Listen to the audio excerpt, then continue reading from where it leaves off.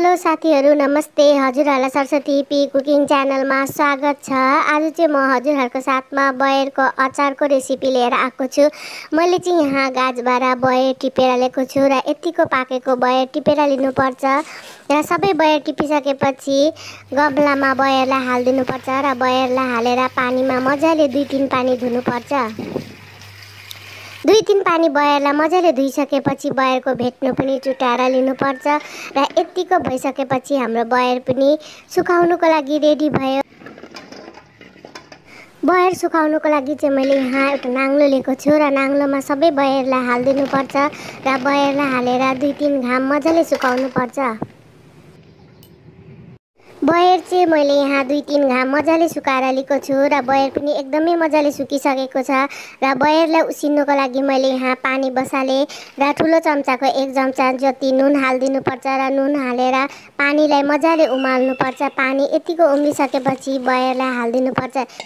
बयरलाई पानीमा मजाले मिक्स गर्नुपर्छ। यसरी बयरलाई पानीमा मिक्स गरे भने बयरमा भएको धुलोहरू पनि सफा हुन्छ।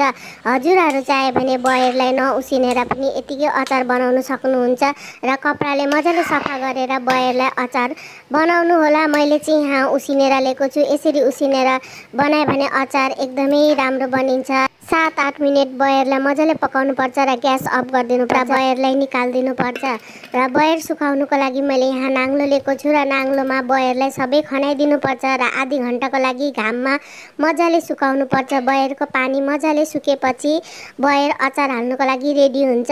बयर सुकुन्जाल अचारको लागि मसला रेडी गर्नुपर्छ र मैले चाहिँ यहाँ सुकेको खोर्सानी लिएको छु र सुकेको खोर्सानी मजाले कराईमा भुट्नुपर्छ र यतिको भुटिसकेपछि निकाल्दिनुपर्छ। खोर्सानीलाई निकालिसकेपछि त्यही कराईमा ठुलो चम्चाको 1 चम्चा सोप, 1 चम्चा धनिया, सानो चम्चाको 1/2 चम्चा मेथी, ठुलो चम्चाको 1 चम्चा धनिया, ठुलो चम्चाको 2 चम्चा कालो तोरी र ठुलो चम्चाको 2 चम्चा सर्सो हालेर मजाले भुट्नुपर्छ र सानो चम्चाको 1/2 चम्चा जति यहाँ मैले ज्वानोलाई पनि मिक्स गरेको छु र ज्वानोलाई पनि हालेर मजाले भुट्नुपर्छ र यतिको भुटिसकेपछि मसलालाई निकाल्दिनुपर्छ। मसला फ्राई गरेकै कराईमा तेल बसाल्दिनुपर्छ। मैले चाहिँ यहाँ तोरीको तेल युज गरेको छु। अचार बनाउँदा चाहिँ हमेशा तोरीको तेलै युज गर्नु होला। तोरीको तेल युज गर्दाखेरि अचारको स्वाद एकदमै मिठो हुन्छ र एकदमै मजाले धुवा आइसकेको छ र तेल एकदमै मजाले तातेको छ र ग्यास अफ गरिदिनुपर्छ। सानो चम्चाको 1/2 चम्चा जति हिङ हाल्दिनुपर्छ र हिङलाई हालेर मजाले मिक्स गरिदिनुपर्छ। मसला मजाले सेलाइसकेको छ र मसला पिस्नुको लागि मिक्सी जार लिएको छु र मिक्सी जारमा सबै गोटा मसलाहरूलाई हाल्दिनुपर्छ र मसला हालिसकेपछि ढक्कन लगाइदिनुपर्छ र ढक्कन लगाएर पिस्नुपर्छ र यतिको खस्रो पिस्नुपर्छ र हाम्रो मसला पनि रेडी भयो र बयर पनि आधी घण्टा घाममा मैले यहाँ सुकाएर ल्याएको छु र घाममा एकदमै मजाले सुकिसकेको छ बयरको पानीहरू पनि। बयर खनाउनुको लागि मैले यहाँ सानो एउटा गमला लिएको छु र सबै बयरलाई हाल्दिनुपर्छ। सबै बयर खनाइसकेपछि बयरको पछाडि भागलाई काट्दा पनि हुन्छ। म चाहिँ यहाँ नकाटिकन बनाउँछु र बयर सबै हालिसकेपछि पिसेर राखेको मसलालाई सबै हाल्दिनुपर्छ र स्वाद अनुसार नुन पनि हाल्दिनुपर्छ। नुन चाहिँ अलिकति बेसी नै हाल्नुपर्छ।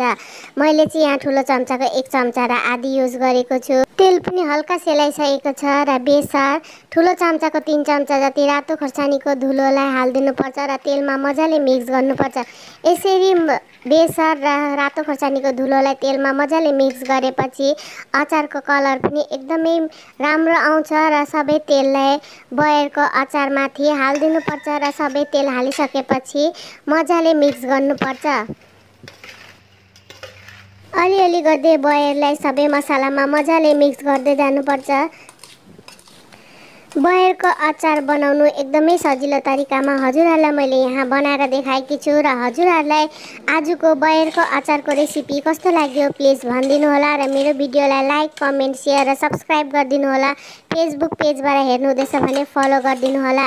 सबै अचारलाई मजाले मिक्स गरिसकेपछि अचार स्टोर गर्नुको लागि मैले यहाँ सिसाको बयम लिएको छु।